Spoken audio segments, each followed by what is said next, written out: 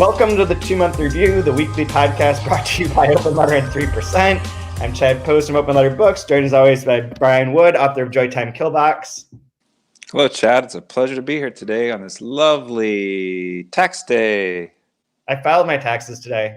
You did? Yeah, I owe New York State like $400, and they asked me when I wanted to pay that, and I was just like, July? Like, is there going to be a New York State or a government? I'm gonna wait this out, see if I'm alive, and then maybe we can work. I shit you not, that there was a question on H&R Block's form that said, did Chad Post die after March 16th, 2020? And I almost checked yes. Yeah. What do you mean by die? There's a lot of me that dies every day. Today is my bottom. I hope. I said that online and someone was like, it'll get better. And I thought they said, no, it'll get worse. And I was like, yeah, that's probably true. Like, well, this isn't the bottom. There's lower depths to fall to.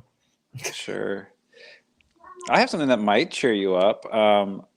For whatever reason, like there's like this running gag going right now with a bunch of folks, obviously with the being in the house all the time, like not wearing clothes and stuff. Mm-hmm. Well, for whatever reason, my 5-year-old, she wants to have like fancy dinners. So she goes and finds like a dress you would wear for like a pageant that her grandparents give her, like stuff with bows and sequins and like it needs a tiara with it. And she puts that on and then she tells me to get dressed up. So I go put on like a sport coat or something, and then she picks out a tie, and so I'm wearing a sport coat and a tie, and then we eat like fried rice for dinner. Yeah. We have like a fancy sit-down dinner that we made. But it doesn't matter whatever we make, like whether it's nice or an everyday meal or whatever. She wants to get dressed up and have dinner. So I've been doing that for the last 2 weeks. This is the most I've gotten. I just came in because I went outside to walk Alex, so I had my jacket, and this was like the first time I looked like a normal human being in weeks. Like I put on jeans every day when I teach because I don't want to like make a mistake, and because I stand up and show everybody your junk. That'd be Someone hacked my Zoom. That's not me. I totally freeball in most times here, just like nonsense of like wearing clothes and underwear seems ridiculous. But when go ahead, keep going, because I'm not done with my story. But you can interrupt as long as you want. I don't care, Chad. It's just us. That's fine.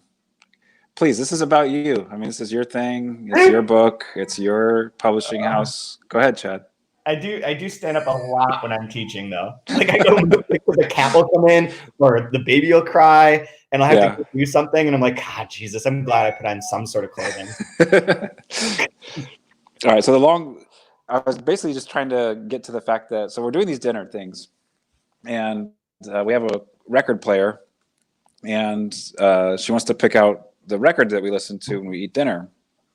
And so I was going through the record player with her, and I found this one. I bought this for Rodrigo, actually. Oh, wow. This is a limited edition pressing of Madonna True Blue. It's the single. It's from 1986, and it's actually blue. Yeah. But I won't tell his story, but I guess he has a very funny Madonna story because he interviewed her one time when she was doing Evita. And she came to Argentina, and apparently he had some very good questions for her that apparently she was just incapable of answering, as far as who Evita was, what she means to the Argentinian people, that sort of thing. So whenever you get Rodrigo back in town, don't let me forget that I have a limited edition Madonna pressing of True Blue. That's awesome.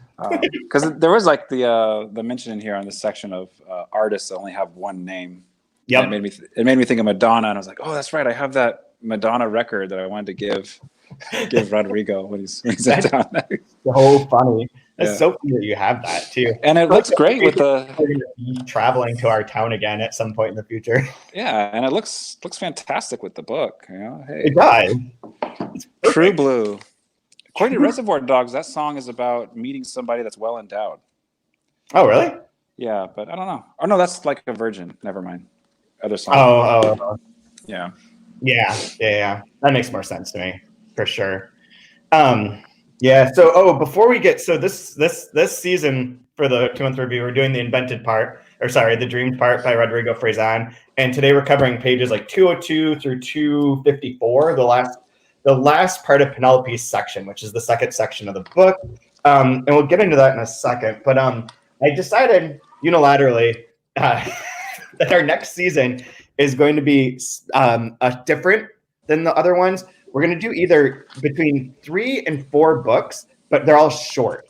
And they're all books that are by Spanish women writers that are coming out during the apocalypse. So Cars on Fire is a short story collection that we brought out. And then 4x4 by Sarah Mesa is coming out on May 5th. And we were going to do lots of stuff for both of these. And, that's not going to happen. And then Carmen Bujosa has a book coming out from Coffee House called The Book of Anna that just released as well. And we were trying to do events with her. So we're going to use that one. And I don't know if there's anything else, but those 3 would make up like a 2.5 month review because they're all like 200 pages. They're not long. Hell yes. That sounds amazing. Yeah. And short stories, novels.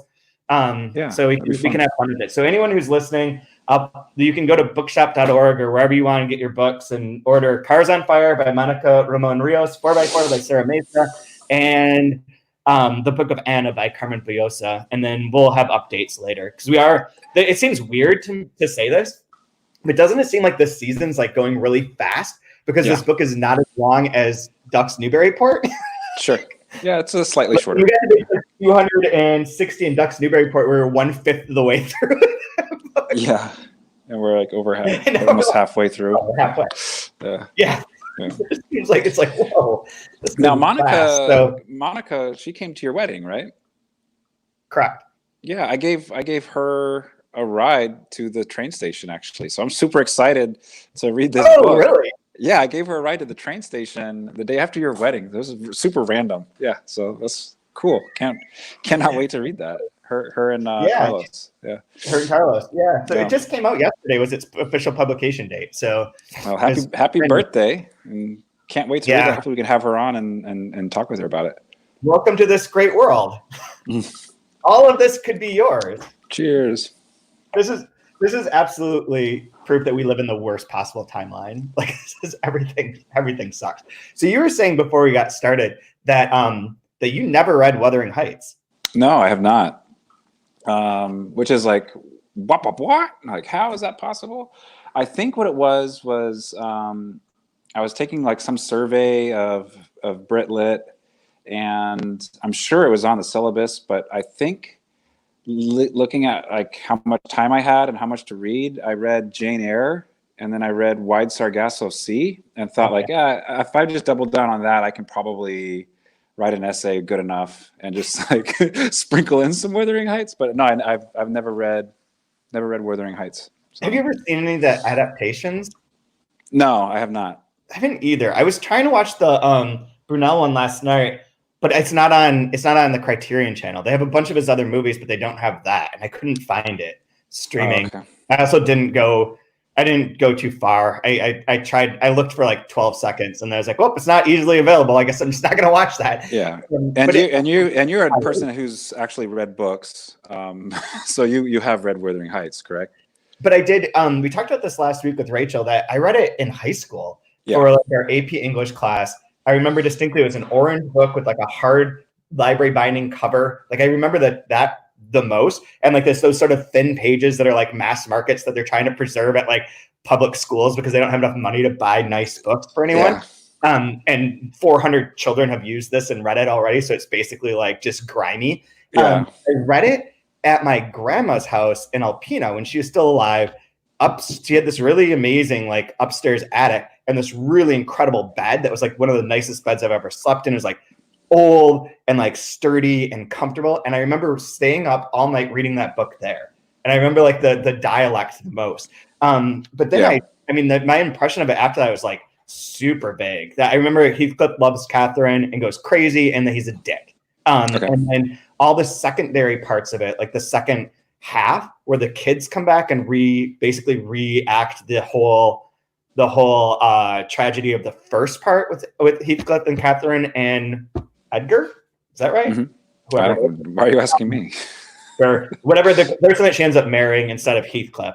And then like the children come back, and that kind of goes through too. That part's really didn't stick with me. But the other thing that we talked about last week that I think has the most, in a way, has a lot to do with the dreamed part, is that it's a book that's like told by people over and over again. It's like a series of nested narratives, sort of like a Faulkner book in that way. Yeah. Which like Nellie's telling Lockwood about these things that have happened. And then when he comes back the second time, she's like, oh shit, you're never going to believe it. The last 2 weeks, everything's gone crazy again. Here's what's happened to these people. So it's like the narrative of how it's being told. It reminds me of the Fresan thing as much as like the content and the fact that it is weird. It's a weird book. Like it seems to have like it has various like strange times inside of it and like things that happen or don't happen. And it is a weird book. Like it's not it's very wild and unconventional. And it kind of makes me want to read it again, but I think instead I'll watch that movie if I can find it. Yeah, no, I'm going to read it, especially with this, because I just feel like I'm missing so much, especially in this section. Not having like a working understanding of that specific book. But yeah, I mean, it's interesting because I think Penelope does kind of sprinkle in stuff like that in this section about how the book is structured, or is it, I forget what she calls it, but non-narrative or with great dialogue and something else. And I also like too how it when it comes full circle and the parents are saying like, it's a minor work. Like when you're ready for something serious, how about Tender is the Night? there are so many threads to this section that are this is insane. This section. So I know there's like tons I missed, and I'm probably super ill-equipped to speak any kind of intelligence to it, but I enjoyed it so much, even missing everything under the surface. Yeah, I don't know, like not having read it, like there's enough of that where they describe the plot that I think you can hang on to. And that it mostly is a way of talking. It seems like in this part, there's like a few different threads. One being to talk about the karmas, to talk about the karmas some more and like her relationship to them, and to fill in certain gaps of like Mama Grandma coming to her after she's gotten pregnant by Maxie and is like, leaving the family, and gives that long speech about like how why did you kill them? Because I already. I'm picturing her lover getting murdered in a tree, and that's not just something you should laugh about, but just the way he describes so. It's like it's so bonkers. She keeps licking the knife handle until she bleeds out. Wow. Just sniping her lesbian lover out of a tree, just like nothing ever happened. Just clip, clap, done. Moving on. Let's go past that. That's one line that's used there. There's also a huge thing with her parents that you referenced. That's very crucial to this section. And then also Penelope's breakdown is described here as to why she's in Our Lady of Our Lady. Yeah. Right. And was there another line that I was thinking of? There's also like, it's not really a line, but in filling in the gaps about Penelope, it also references how the Brontes are the tulpas that she's writing that has made her famous, especially because she snagged all those Twilight readers. Yeah. Yeah, exactly. But that shows up in here too as like, and it actually references the invented part in here as well. Yeah. There was a lot of humor in this.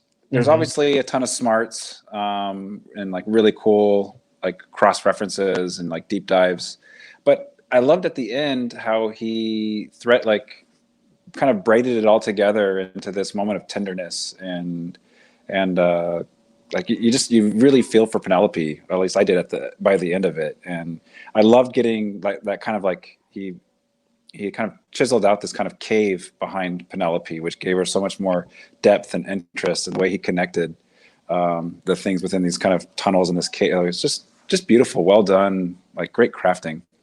This is also too the first section that Penelope's really speaking, right? Because in the invented part is the narrator or the bad brother telling the story of Penelope and the karmas. That she keeps saying like he stole that for his book, which is mantra. But I also feel like an invented part.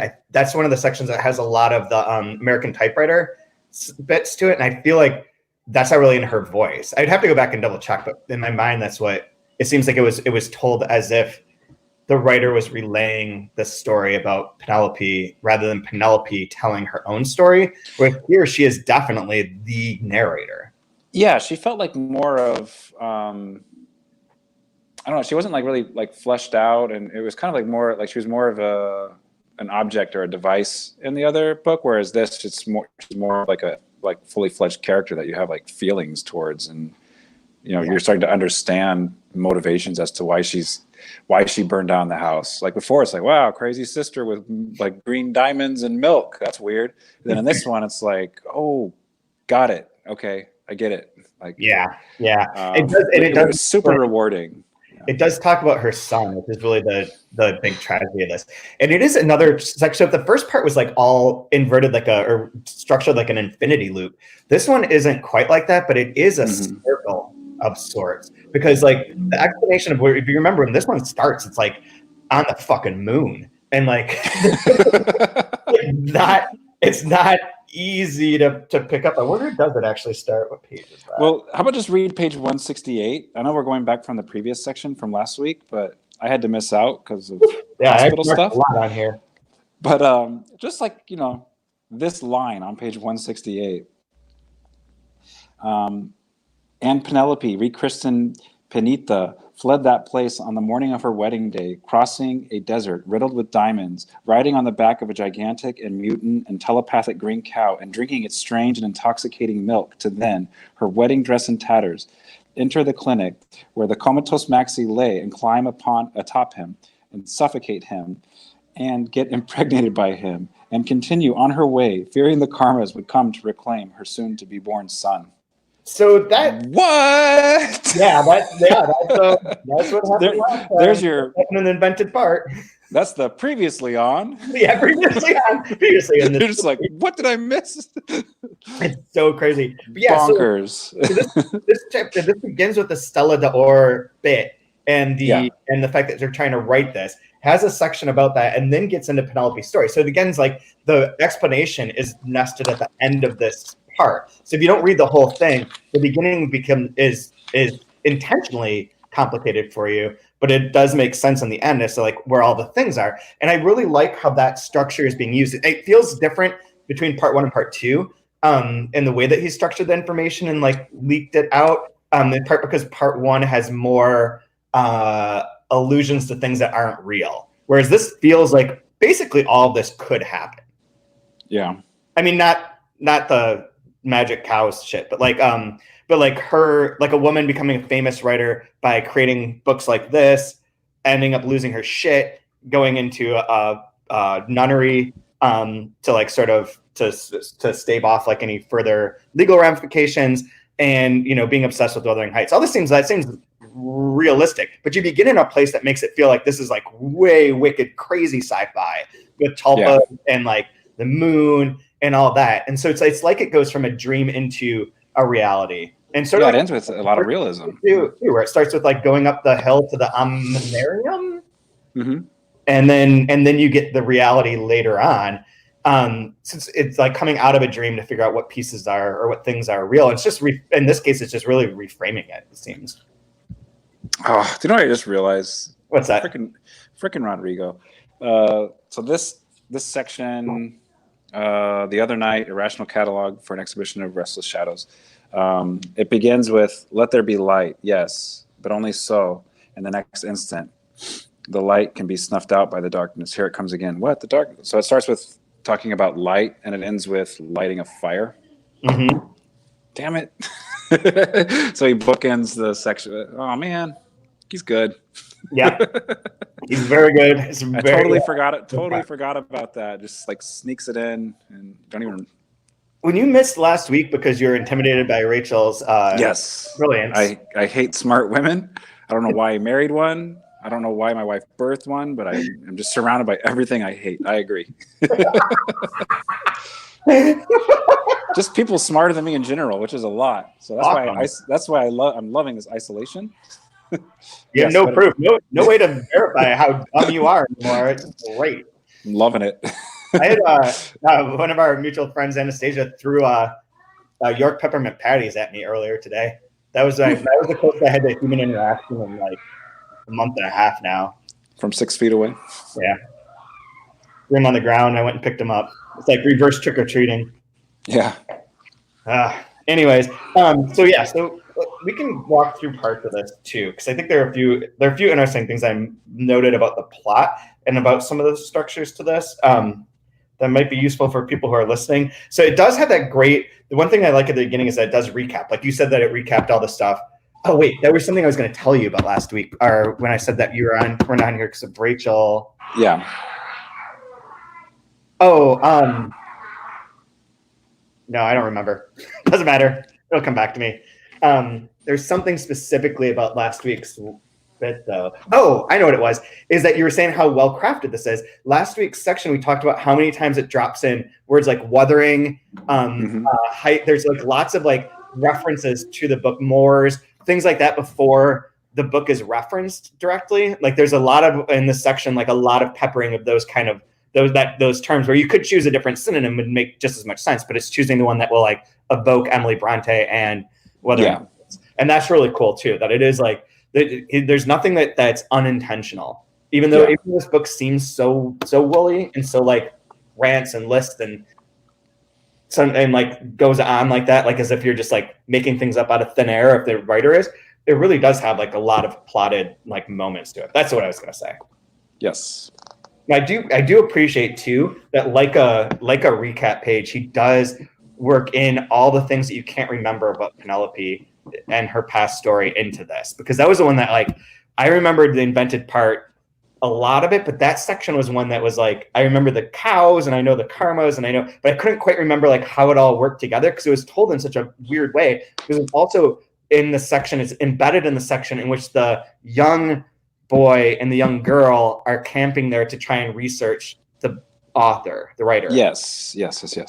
And so it was like so many layers that were surrounding that one's one that some of the pieces didn't come up. But now that it recaps it like right away is so helpful. And goes into the thing about Lena, her lesbian lover, how she gets shot and killed, and also how she inspired her to write these books. So the writing the books on 204, she's going to write those novels as if they were, all of them, mutant variations on Emily Bronte's second novel that may never have existed. Doesn't matter. And that's her inspiration for her tulpas, which make her a very famous author. Yeah, wordplay you were mentioning too on 204 at the bottom. The Bronte sisters on the moon, thought Penelope, thinking this is the kind of loony thinking only a lunatic can think. Right? Like using the word lunatic, which is obviously from lunar and moon. Very tricky. Very fun. Yep. Wink, wink. There is, yeah. And then she goes into this. I love the karmas, by the way. It's like a love-hate relationship, but I so want just a one-off, like maybe just a novella of like the karmas in Vegas. Oh, wow. Like I want to, maybe because I'm researching Las Vegas and writing about Las Vegas right now, but the parts on here where it talks about how the karmas love Las Vegas, it was just like, yes, of course they do. Las Vegas is perfect for this. Well, I mean, I think that they're huge parts of Mantra. That the karmas are like a huge part of that. So you might get. I haven't read Mantra. It's not translated yet. It won't be because I looked for it and I could not find an English translation, and I don't think I'm good enough to like translate it myself.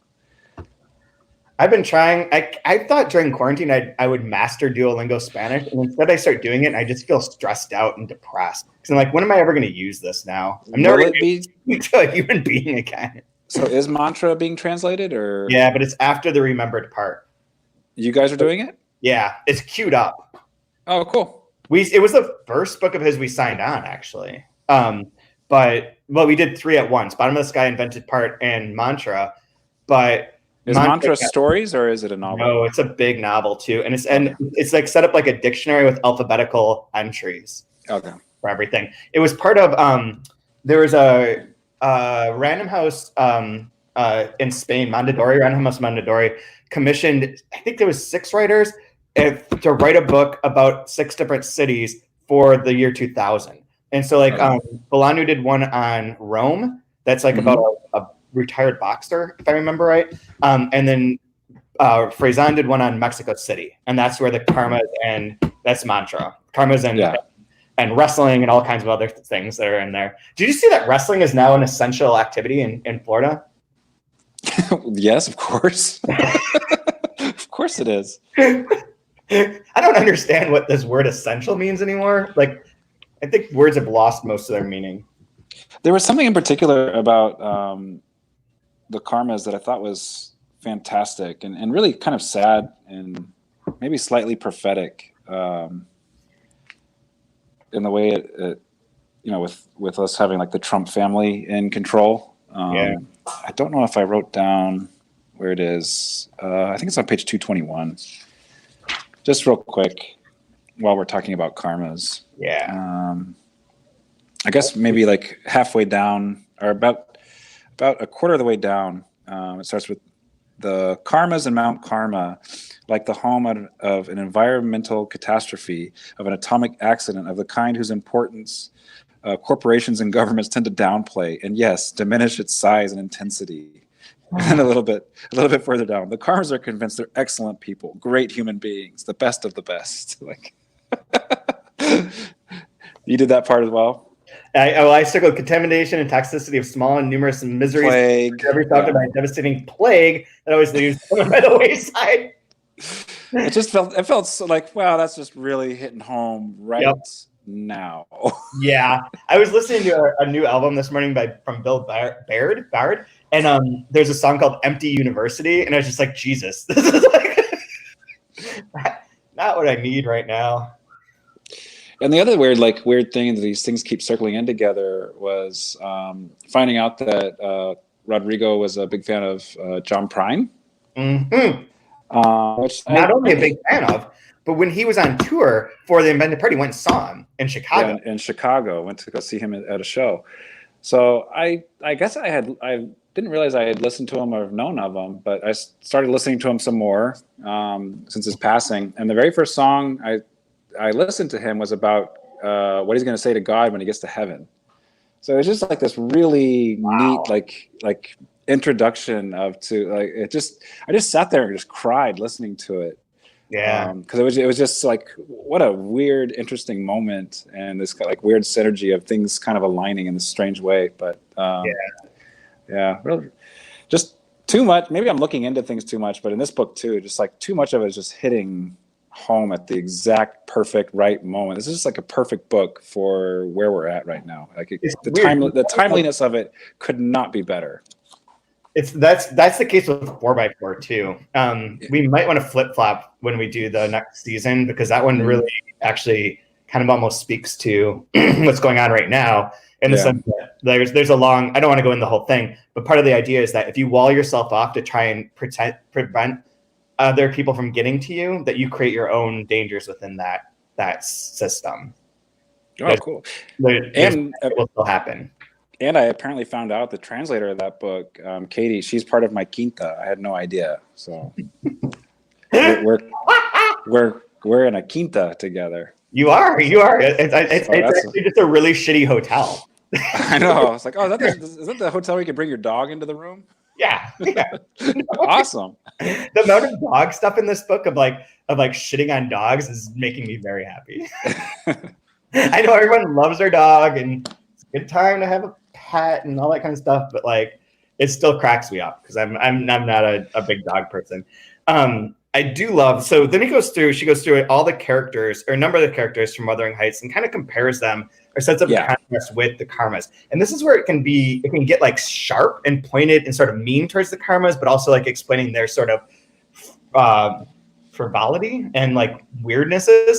But the part on Heathcliff I marked because I really like the way that this was described. And sure, this is on 207.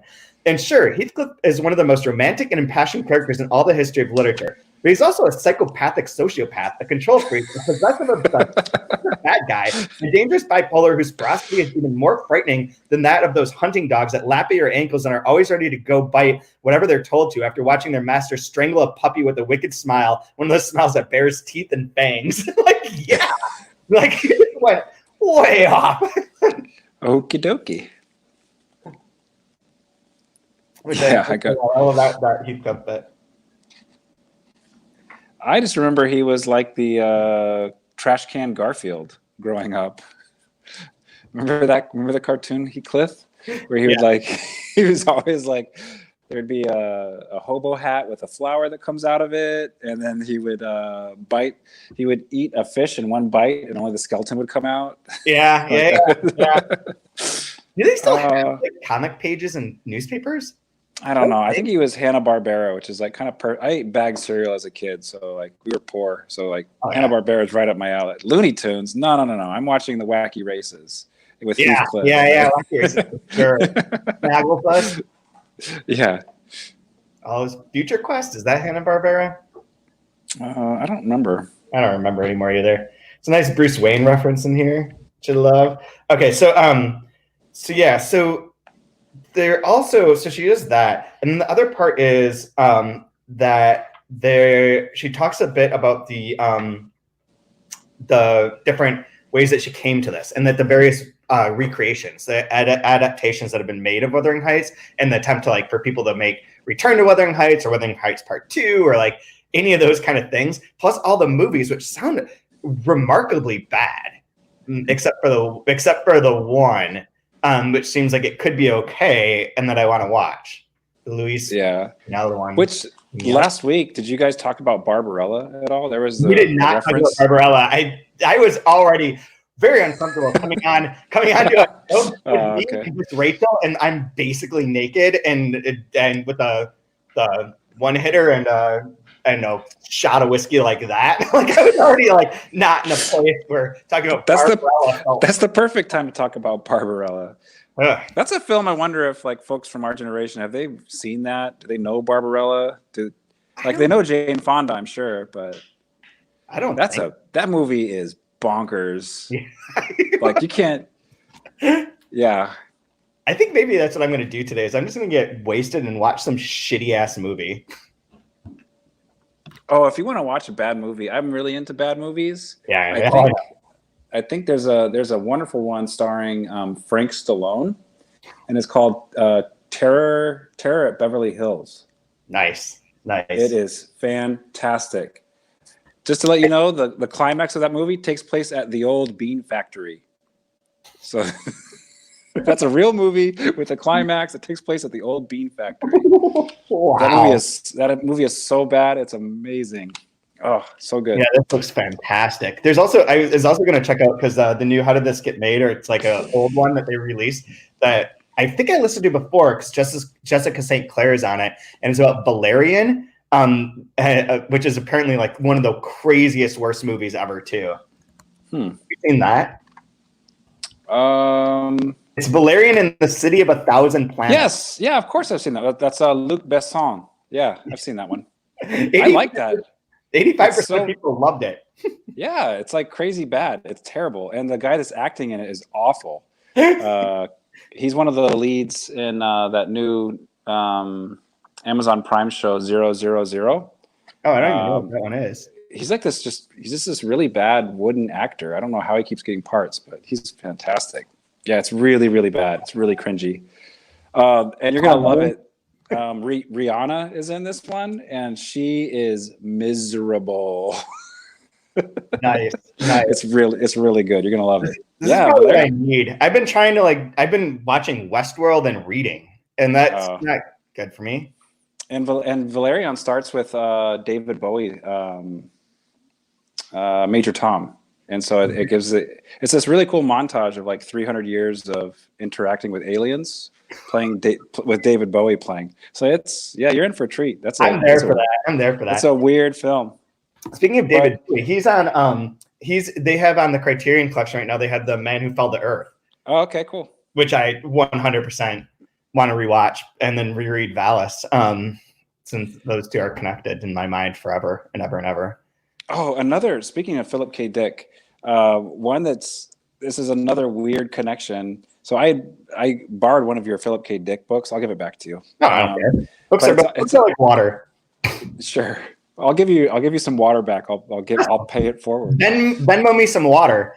Yeah. Venmo me beer. I don't drink water anymore. Given the times that we're living in, I think Rodrigo had sent a headline of like, we don't even know how to count the dead. Yeah. Like, what? The government doesn't know how to count the dead. Yeah. Well, I was randomly reading Dr. Blood Money, which is like probably the greatest title to be like, given what's going on right now. Dr. Blood Money is this great title.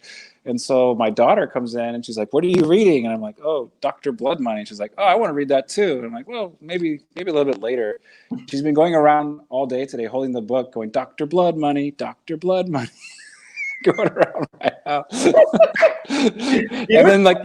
And the news yesterday was like, New York spikes by 3,000 more deaths because they miscounted the dead. It's like, oh, Jesus. I saw a thing today that's like from who's it from? ProPublica maybe, where it's super underestimated because there's more deaths at home than there have been ever. And like they think that could possibly be just ones that aren't getting counted too. Well, like rural America, like they're gonna.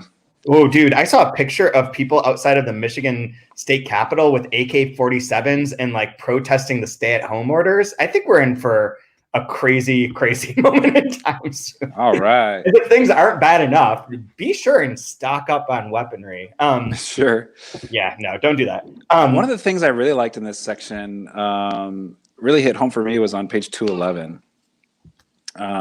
When she's talking about being on tour, like on the literary circuit, and being with like a really prominent, like well-to-do, respected writer, and the way that these conversations go, I thought was just absolutely. I was smiling the whole time I read it, and then I really like this part about 2/3 of the way down after the ellipses.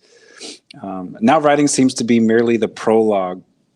When they want you to be like a politician or a preacher and for you to offer an opinion about everything. And I wonder if we aren't betraying the basic idea of the whole thing, the mystery of creating an object that contains all the explanations for those individuals who know how to read them on their own without needing us to go around from one auditorium to the next, pointing them out, ringing our little bells like leprous visionaries at the end of the world. And then later on, because it's much easier to read a writer than a piece of writing, right?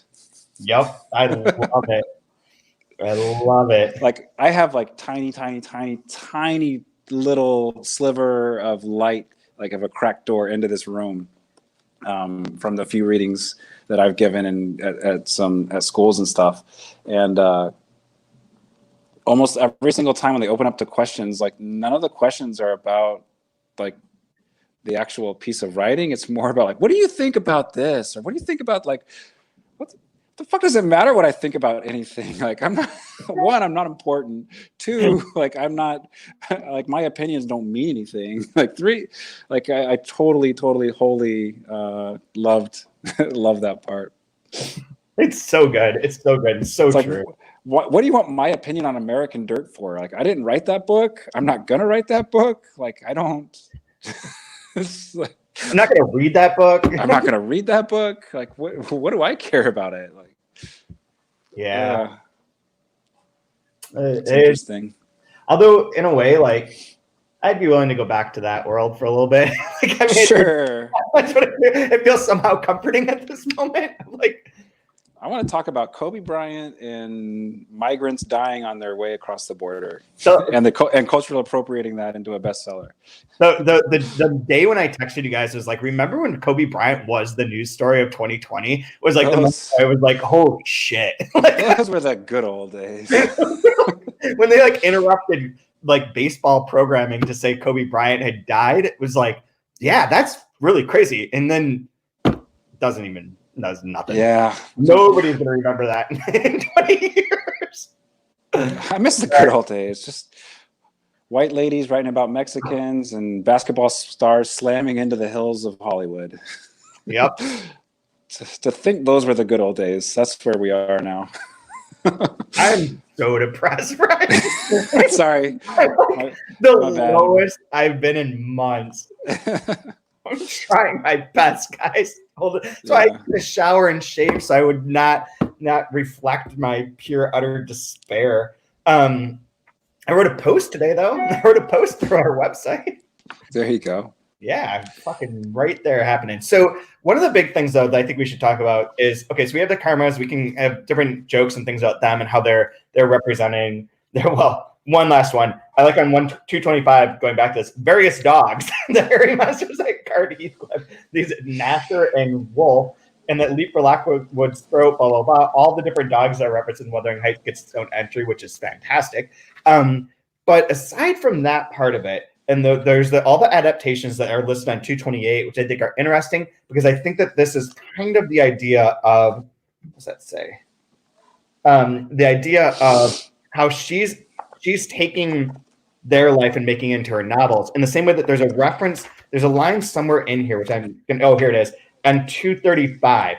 Nobody would tell your story because it's sad and boring. This is Mama Grandma talking to Penelope after Penelope's killed Maxie, her husband / Mama Grandma's son, sure, whatever. And she's like, "Well, I'm glad you did it, because like I already have one death in my hands." And she says, "Nobody would tell your story because it's sad and boring. Only the part that overlaps with ours will be somewhat amusing, and that part so entertaining that many will say it must be the invented part." Ends here, and I like that little sly bit in there too, quite a bit. I really like that.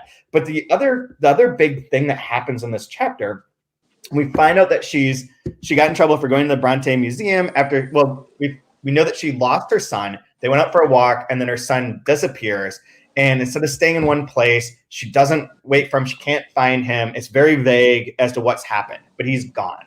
And the assumption is that she killed him. But there's also that reference to if the Karmas knew that she was pregnant and had a son, they would come take him, which you read at the very beginning of this podcast, which might or might not be important, right? So the idea of that the real tragedy of Penelope is that her son went missing, and we don't know what happened or what at all, and she doesn't know, and she can't remember things about it. It's blocked off. She's writing about this other kid, which sort of is a stand-in, but she doesn't want it to be a stand-in because she wants to invent it. And then there's this, then related to that is Penelope's relationship to her parents. So there's a lot of like parent-child things in here. And so her parents piss her off. Yes. And we know this from the invented part that they're obsessed with Tender as the Night, which you mentioned too, where they're like, yeah, Wuthering Heights is like child's play. Wait till you get to Tender as the Night. This is a real book. And she's like, fuck you. I don't care about your Tender as the Night book. And also Great Gatsby is just a ripoff of Wuthering Heights. Someone moves in, there's a big passionate love affair, ends in a death. All these things, like all the same, like totally makes sense. But then, so her parents say that they're going to give her a gift, and that her gift is them recreating Wuthering Heights for one of their commercials, because they have this famous bit where they sail around the world filming like sexy commercials for some brand of whiskey that is always never mentioned. And that they do one where they recreate Wuthering Heights, and it pisses her off to no end because they're like mocking her, and mocking her obsession with this particular book. And so as a result, what she does is she knows that on Christmas Eve they're going to go raid a department store with all the Marxists and like the unwanteds of Argentina at that time, and so she calls the government hotline to tell them that this is going to happen, and that's how her parents get both busted by the police / military and killed. So she is directly responsible for their death because she took they're giving making a commercial of Wuthering Heights as something that was mocking and insulting to her, and she then fucks them up, and then she loses her son. This like recurring loss that happens in there is really like the sadness of like her section.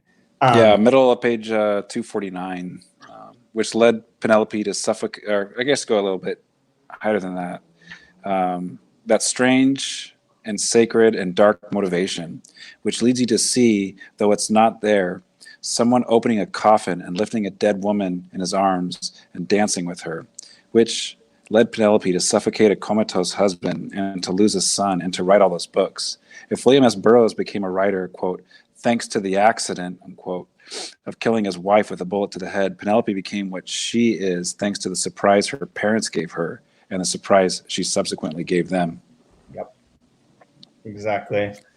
This also kind of made me think of Twin Peaks, where the dad jumps on the coffin, right? Whoa! There it is. A reversal of fortune. Oh, look at that. You brought up Twin Peaks this time. 44 minutes. You're right. Yep. Where's David Lynch? There hasn't been any David Lynch yet. We need to throw that in there. Yeah, that is funny. Like with the jumping on the coffin. That's a great scene. That's like an iconic scene. That's all I remember as a kid watching it with my parents. Because it keeps going up and down. Yeah. And it's like that mixture of like horror and tragedy with like this comedic.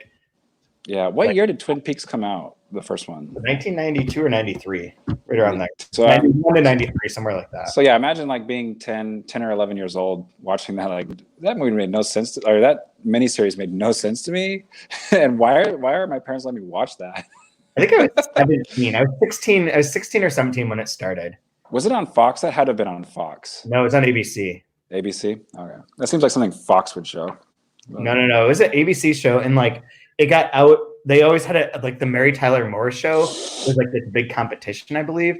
I forget there's something, and like it got crushed by like some random. It was on like a Friday night, so it was like at a weird time. All of it was. I have no clue why I can't remember now. Watching it because that's not that like David Lynch is not their thing at all. But yeah, it's a good mystery. Sure. Good noir. I finally watched. I don't know if this was on this podcast. I don't know when I talk to people anymore because most of the time I'm on screen. So I'm never sure when that conversation took place. It could be with my class, could be at happy hour, it could be whenever. But I finally watched Sunset Boulevard, which is where Gordon Cole comes from for Twin Peaks. Okay. Yeah, I've never watched that. It's a pretty straightforward, like, Hollywood noir movie in which you kind of know who the murderer is from the beginning, and it follows like a certain pattern because we've seen enough of those now. But it's like one of those early ones that is really fun. And but Gordon Cole is the name Gordon Cole for David Lynch's character in Twin Peaks comes from Sunset Boulevard, and I wondered why that was. And Gordon Cole in the movie is literally a guy that just calls up this actress who's like washed up old actress who wants to get back into the business and is writing a movie to like get her back on the big screen, blah, blah. And she assumes that Gordon Cole is calling her because they want to produce her movie and have her be a star. And so she goes to the Hollywood lot and she's like, thank you. You know, it's wonderful. Why don't you just call me yourself? And they're like, what the fuck are you talking about? And it turns out that Gordon Cole is like like a set designer who's trying to call her because he wants to use her car because it's so old that they could use it for like these old timey movies. And he's like, all I wanted to do is like borrow her car. He's in there for like a minute maximum and does like one random thing which is like the perfect David Lynch moment. Like I get it now. Yeah. Anyways, so her parents are killed because of that. At least in this moment in time, that's what we know. And then the other things that she goes into the Bronte part, I'm just going to read this because like this is essentially where there are moments where I feel like I'm either in complete despair or at this. And this is the opposite of complete despair in my like bipolar mental breakdown, COVID breakdown moment. Okay. Okay. I'll preface it like that and also say that I do not have any weapons. The green and this is on 251. First of all, it says, she's so tired of writing and living as if she were reading, as if her life were a novel with too many ellipses. The death of Lena and the death of Maxie. The green and enlightening milk she drank that night in the desert, and the impossible to illuminate black hole of that night when she went out walking on the beach with her young son and, quote, reader, I lost him, unquote.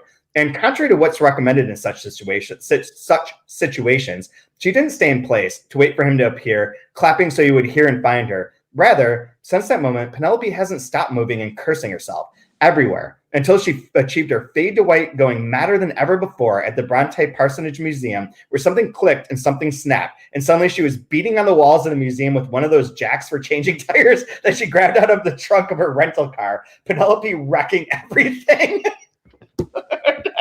Which shouldn't be funny, but it's kind of funny. Like, I love that. Yeah. I feel like at this moment, like one of those stupid that shit that we make fun of here, like the riot room and the axe throwing things, I would fucking wreck something right now. If given the chance, I would pay whatever. I would give you my $300 stimulus check from the fucking government to just smash things right now and just to feel like I could just let out all of the anxiety and depression and anger that I have in one fell like baseball bat to a car sort of move. Yeah. I should smash my car. There you go. You know, why not? I'm never going to use it again.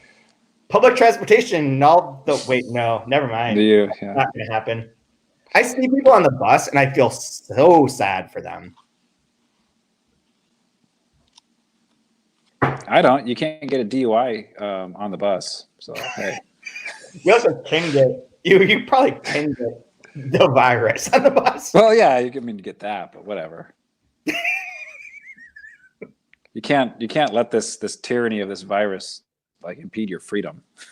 Clearly. You know what? That's what we need to do. What we need to do is rebrand books. Instead of books being like books, they should be like freedom, like just add freedom to it. Like not freedom books, but like freedom experiences. That you should all be in quarantine buying these freedom experiences. They allow you to live again by buying books. They're like freedom pies. Yeah, exactly. Or freedom sticks when women learn how to smoke because of Edward Bernays.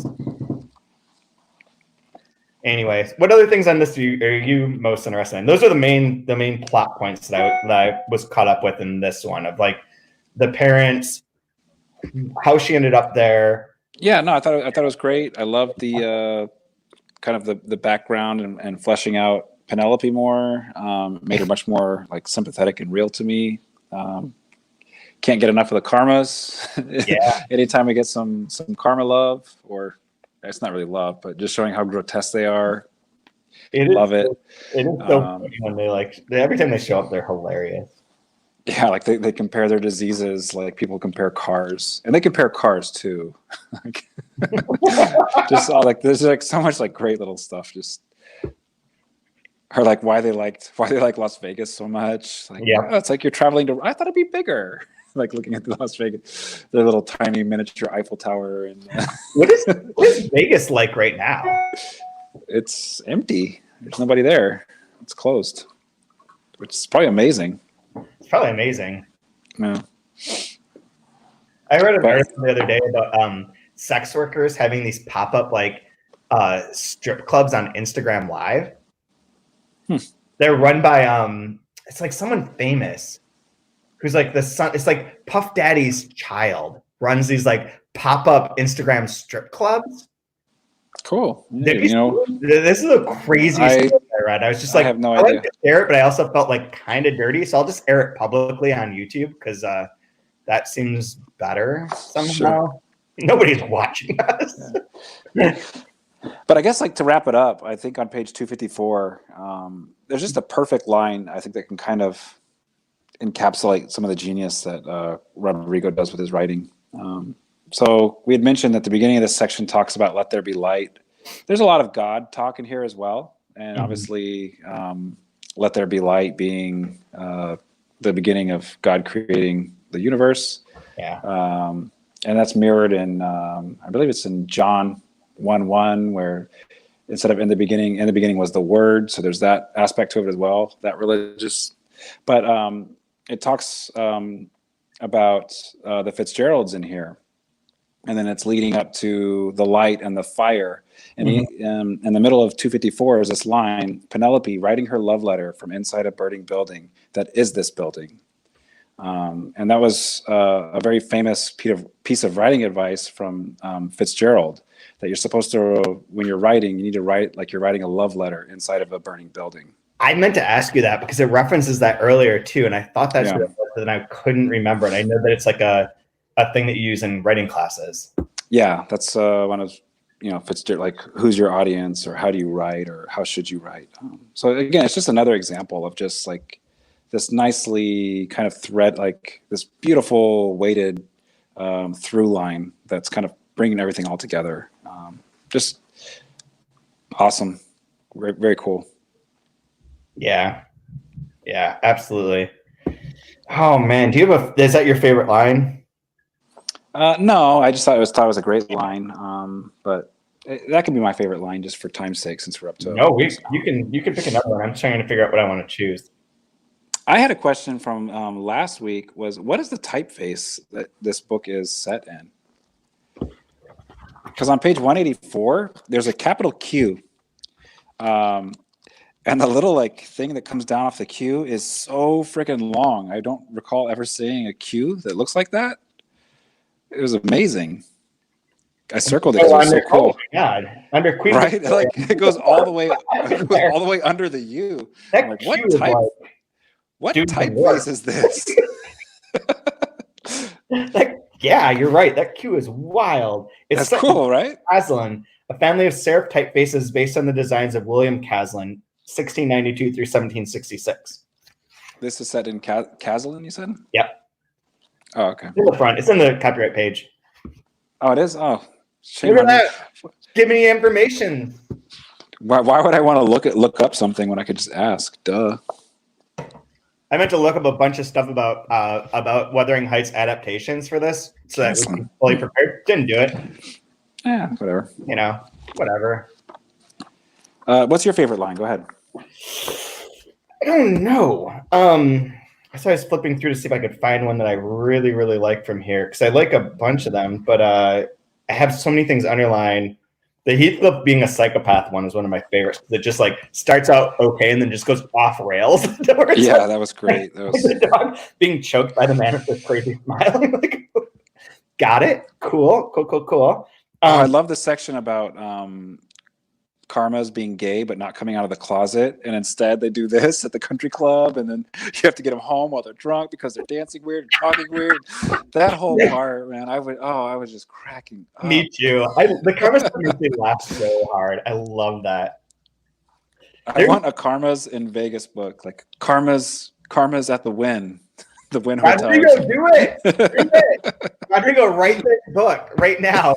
Karmas don't do quarantine. Karmas go to Vegas during quarantine. I want to know what shows they go to. Of course, Celine Dion. Yeah, Celine Dion. Which have you ever read a book about Celine Dion by Carl Wilson called oh shit, what is it called? It's on like her famous her most. It's one of those 33 1/3 books that are about particular albums, and it's on the Celine Dion album, the most famous one, the Titanic song and all that kind of shit. And it's basically, I think it's subtitled "The End of Taste," and it's about how like Celine Dion is like the most tasteless artist that you can like. Essentially, it like goes through like this whole hemming and hawing of like you shouldn't make judgments over art. Everyone has different tastes. Blah, blah, blah. Hell no, like, no. There's like. Watch Terror at Beverly Hills and let's talk about art and cinema, okay? Dude, look at the quarantine list and you're gonna be like, shit, this virus is affecting people's taste hard. Like it's really bad. Like all these like attempts to be like, here's 500 long books to read during quarantine, and it's just like, what kind of piece of shit can I find on my local free public library that I won't touch because it's probably filled with coronavirus? I'll bet you $1 though that or how about we'll bet a friendly drink. Yes or no? I say yes. That Fresan has interviewed Celine Dion or has had some correspondence with her. Ooh. I'm gonna go yeah. Oh. Probably not because she's not really the interview. But I'll go yeah. Yeah, I want you to be right. I want you to win. All right. I'm gonna go yes. We'll see if we can get in contact with him through email if that could be confirmed or not. But I do know he has interviewed Madonna, and I have this waiting for him. 1986, ready to go. I haven't heard that song in so long. It's not a good song. That's why. The song that I want to hear, though, that as you bring that up, is the Chaconi Youth, Sonic Youth version of Into the Groove that they did. Have you heard that? Oh, really? No, I didn't realize that she's from Rochester, right? Madonna? She's from Bay City. No, not Madonna. She's from Michigan. That's your people. But Sonic Youth. What's her name? Yeah, isn't she from Rochester? Rochester? Yeah, which means like I have no hope of ever being the coolest person from Rochester because clearly she's the coolest. I remember playing this nerdy game, and I know exactly who played it, so I'm not going to name this, but we played this nerdy game during like it's either her or Thurston Moore. I don't know which one, but holy shit, Kim Gordon was born in Rochester, New York. There you go. See, I bet you Caitlin knew that already knew that, but yeah, that's amazing. Kim so like the Gordon is coolest my favorite. Yeah, she's like the coolest person. Like no one's gonna be as cool as she is. She's like baller. So we were at this shitty, weird, like literary conference years ago, and they were playing some game over dinner, being like, if you could be anyone of the other gender, who would it be? And then my only answer was Kim Gordon. Yeah, so I would be Kim Gordon in a second. sure. Like, she's a baller. Yeah, so Rochester, there you go. Holy shit! See, good stuff comes out of here, not just garbage plates. Shit! What? Her dad was a professor at the U of R. All right, there you go. No way. I wish we can do a different podcast where we look at Wikipedia and talk back and forth. But okay, my favorite line. Your favorite line. Let's get this over with. Page 220. I don't know 3. The important thing is to fail successfully and to be sure you won't be the last one to fail. And Penelope thing, to kind of understanding that less money is wasted by investing in doing nothing or concocting unfeasible slow motion plans. Through all those ventures, if losing money were a profession, the Karmas would be millionaires.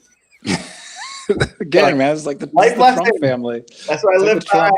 Lose it all. Oh, God. If you bankrupt 5 times, you too could be president.